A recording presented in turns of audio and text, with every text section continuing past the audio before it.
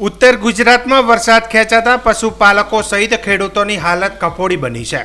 આ સમય વાવણી લાયક વરસાદ થઈ જતો હોય છે, પરંતુ બનાસકાંઠામાં વરસાદ ખેંચાતા ખેડૂતો અને પશુપાલકોની ચિંતા વધી છે। સૌથી મોટી અસર પશુપાલન પર થાય છે, કારણ કે ઘાસચારો મોંઘો થયો છે અને પાણીના તળ નીચા છે। એટલે જો હજુ વરસાદ ખેંચાય તો ખેડૂતો અને પશુપાલકોની હાલત કફોડી થવાની છે।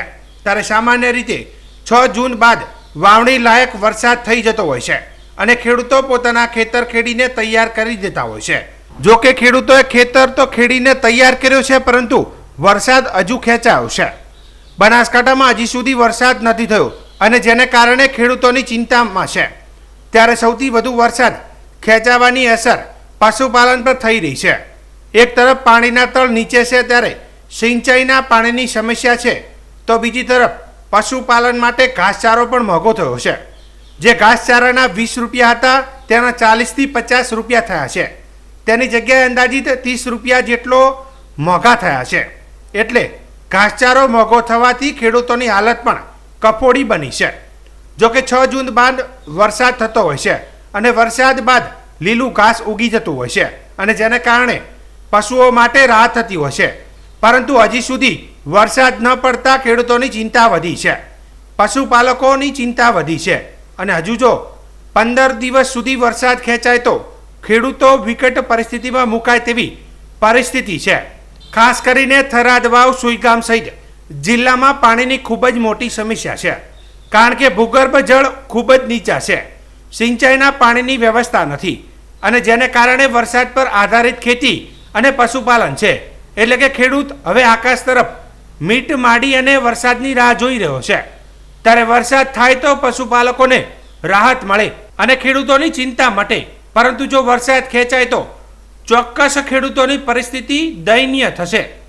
ત્યારે ભારતીય કિસાન સંઘના પ્રમુખ હીરાજી ગોહિલે યે હે ન્યૂઝ ઇન્ડિયા સાથેની વાતચીતમાં જણાવ્યું હતું કે સરહદી વિસ્તારમાં વરસાદ ખેંચાતા પશુઓનો ઘાસચારો મોંઘો થયો છે। જેમાં જે ઘાસચારો પૂળો 20 રૂપિયામાં મળી રહ્યો હતો તે ઘાસચારાનો પૂળો હાલ 40 થી 50માં મળી રહ્યો છે। સરકાર અને તેમનું તંત્ર જ્યાં ગૌશાળા તેમજ રખડતા પશુઓ માટે યુદ્ધના ધોરણે ઘાસચારાની સગવડ કરાવે તેવી માંગ કરી હતી। અત્યારે વરસાદ ખેંચાતાને કારણે ખેડૂતોને બહુ પરેશાની વધી રહી છે અને ઘાસ પણ બહુ ઓછા માત્રામાં છે।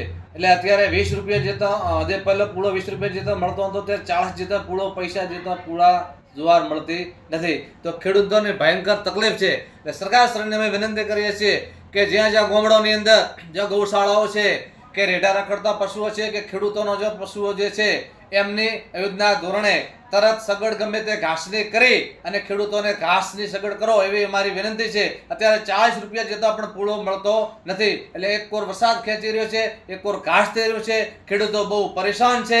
એટલે યોજના ધોરણે સરકાર શ્રીને વિનંતી કરીએ છીએ કે અમે કિસાન સંઘ દ્વારા કે ખેડૂતોને ઘાસની સગવડ કરો એવી અમારી વિનંતી છે।